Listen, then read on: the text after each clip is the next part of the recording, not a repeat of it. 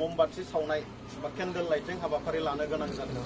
बे जाहैबाय मैयासो जे ससियेल मिडियानि गेजेरजों मोनसे माने मोजां खौरां माने ओंखारदों, जाय खौराङानाखि जोंनि थाखाय माने बिटिआर ओनसोलनि गासै रायजो राजाफोरनि थाखायनो खोब माने बाख्नायथाव आरो मोजां होननानै जों सानदों।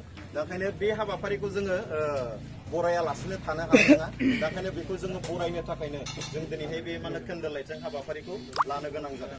दा मैयानि खौराङा जाहैबाय मा, बे बिटिआर एकर्ड, बे बिटिआर एकर्डआव थानाय जिफोर दफाफोर, बै दफाफोरखौ जोंनि भारतनि हम मिनिस्टार अमित शाहया गोख्रैनो नैबे बिटिआर एकर्डआव थानाय जि दफाफोर, जायफोरनाखि स्टेट साबजेक्टआनो जा आरो सेन्ट्रेल साबजेक्टआनो जा, माखासे दफाफोरखौ खोब गुसुं समनि गेजेरावनो मावफुंनांगौ होननानै बुंनाय जादों। आरो बे समखौबो समायसिमाबो खानानै होनाय जादों।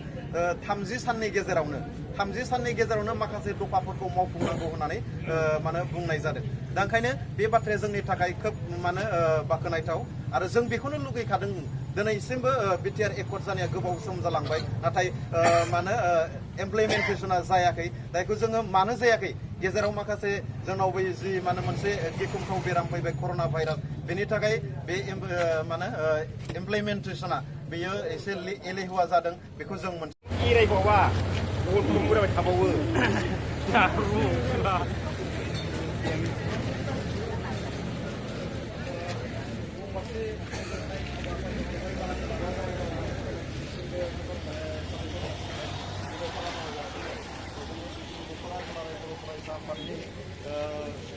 बुंथिगिरि स्पिकार आरो जोंनि बर' बाजार इउनिटनि सासे बोसोनगिरि मानबरेट बगयारि, बिथांखौ आङो दिनैनि हाबाफारिनि सोमोन्दै बिबुंथि लाखिनो थाखाय आङो बिथांखौ खावलायदों।